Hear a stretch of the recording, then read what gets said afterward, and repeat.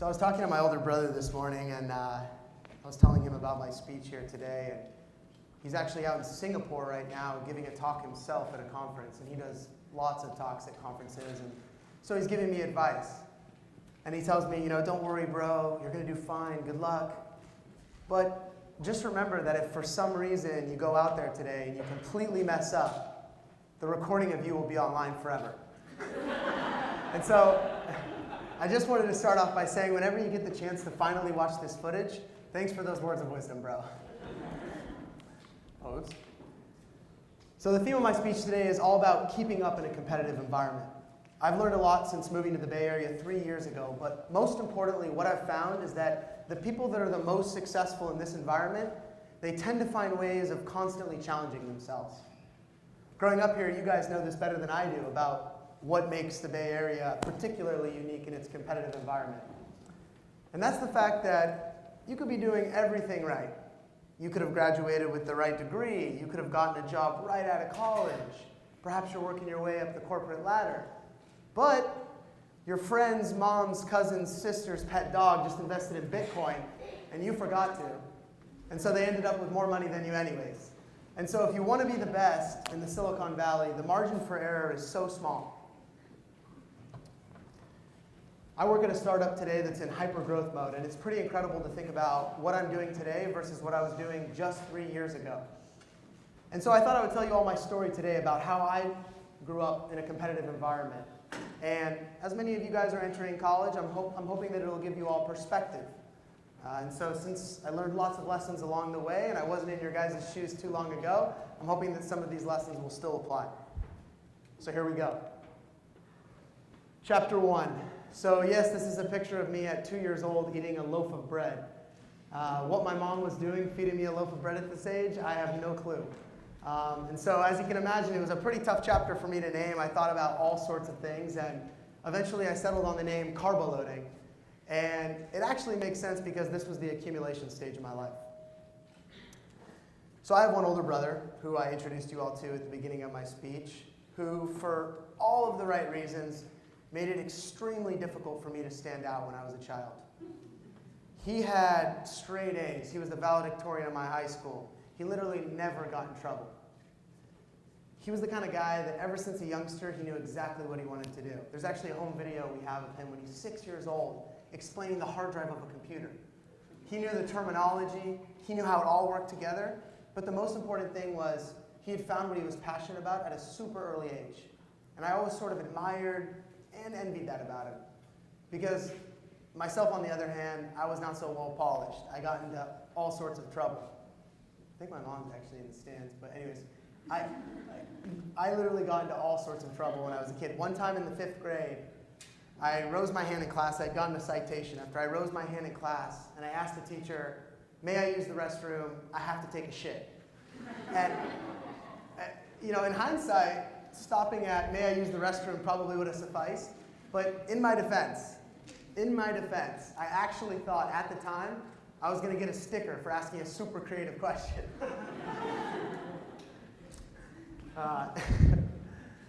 Later that year, I actually got suspended from the elementary school for flicking grapes at girls in the cafeteria. And at this point in my life, my parents were thanking God that at least one child had turned out okay.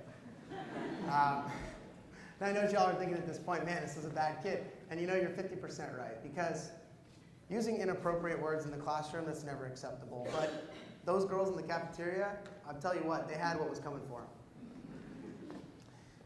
So I grew up, and eventually something happened, and I had changed. And as most kids do as they get older and they become more mature. And I got involved into sports at a super early age. And it was really important for me because I had found something that I enjoyed so much that I could actually become pretty good at it. And at that point forward, I spent all of my time either participating in or thinking about sports. And it was really important for me to identify something that I was good at this age because it actually gave me the confidence to try all sorts of things. And so one day when I was in the 7th grade, we were having an assembly. It was the end of the year, and it was an award ceremony. They were giving out all sorts of awards. Winner of the science fair, perfect grades, perfect attendance. Spoiler alert, I never won any of those awards. However, something positive still came out of that day. they gave out an award at the end of the assembly to one of the graduating 8th graders called the Athlete of the Year. And I don't know why, but till this day, when I think about it, it actually still gives me shivers up my spine. It's crazy. I remember thinking, I don't know how, I don't know why, but for whatever reason, I want to win that award. And so I go up to the PE teacher after the assembly and I ask him, what do I have to do to win this award? And he tells me. And so I go home that day and I'm thinking to myself, man, I can win this. If I just set a plan and I follow it a little bit every day, this time next year, I can win the Athlete of the Year for the 8th grade. And so I went home and I prepared. I prepared a little bit every day. And the following year, I won the Athlete of the Year for the 8th grade. And then again, 4 years in a row in high school. And it changed my life forever. It changed my life forever because it was the first time in my life I had capitalized on something that I was good at. And I went on applying the principles that I used to win the Athlete of the Year for the rest of my life. And I'm still applying them today. So now at this point, you guys are thinking, well, what's the big deal, buddy? It sounds like everything turned out okay. And you're right, at this point, I was on top of the world. I had focused, I'd figured out something I was good at, I was starting to get some recognition for it, and believe it or not, my parents, they actually even started to like me again. It's pretty incredible. And so, little did I know what was coming. Chapter 2, The Art of War. Now, if you haven't read this book, The Art of War, I highly recommend it. It's my favorite book, and there's a quote in the book that goes something like this. The captain that knows himself and that knows his enemy need not fear the outcome of 100 battles. And what this means is that if you set a goal and you actually know every single thing that it takes to get there, then you really should not worry or wear yourself down about what the outcome is. Because you're already doing everything that you can, and you're doing the right thing. However, the quote goes on to read that the captain that knows himself but does not know his enemy will be met with a defeat at every victory.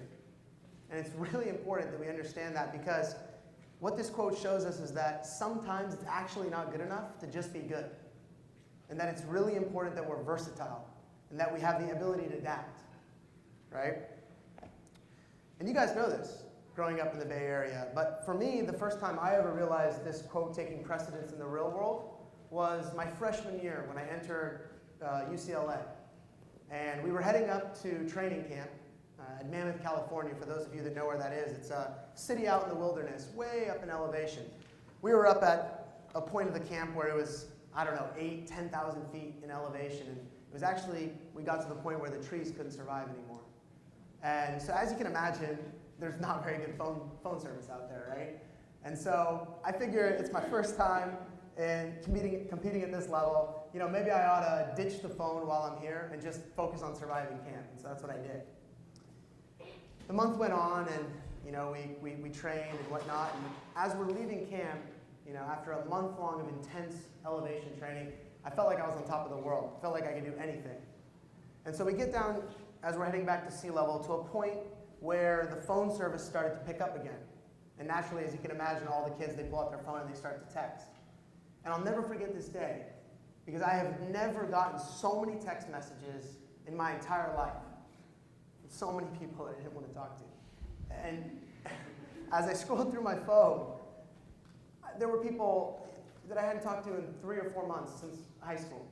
I had teachers texting me, that I had numbers saved. I had relatives that I hadn't talked to in 3 or 4 years texting me.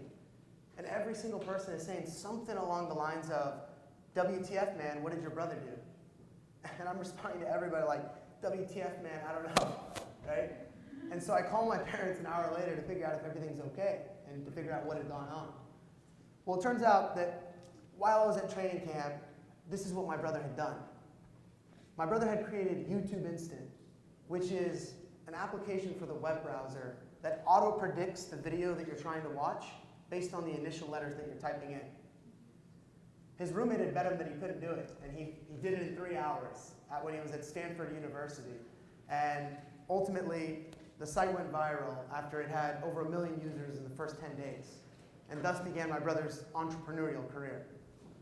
So what the heck happened here while I'm at training camp? Two things. My brother had created YouTube Instant, and at the same time, he demolished my hopes of ever becoming the favorite child. It was done, right? And so what my brother had done was he had raised the bar again.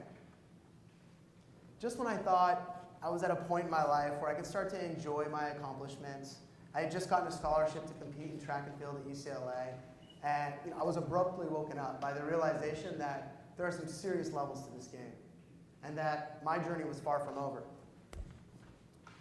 So as I entered my junior year at UCLA, I started to think more seriously about what the heck am I going to do after I graduate that has real world applicability.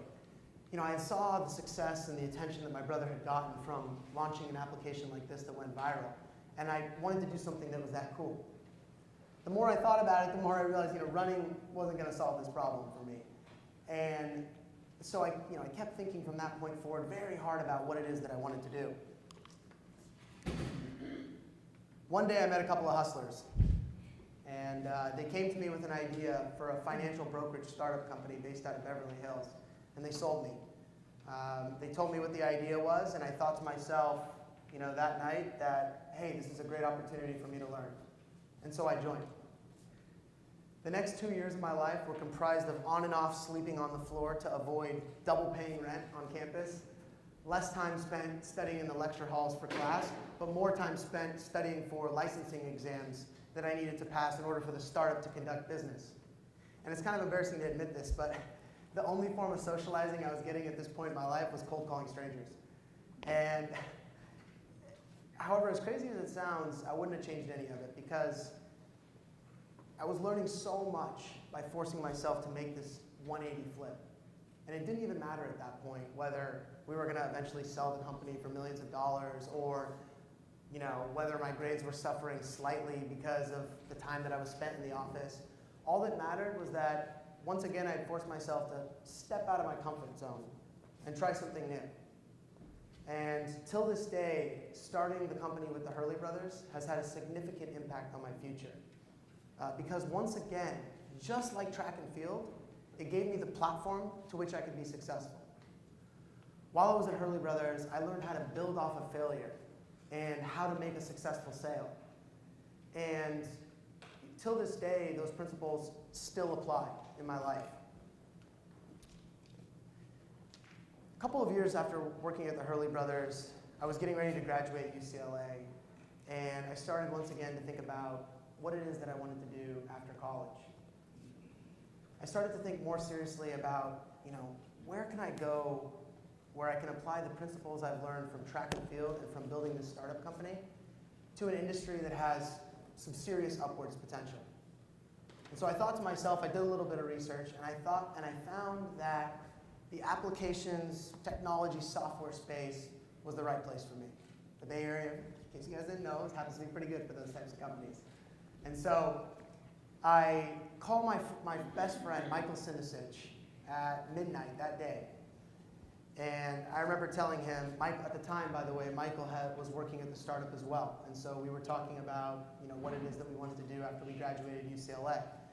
And I started telling him about my plans to move up to the Bay Area and why I thought getting into the technology space would be a perfect start for our career. We could apply everything that we had learned. And so we go back and forth for a couple of minutes, and then there was a pause. And then all I remember is Michael saying something like, "I'll pick you up in an hour."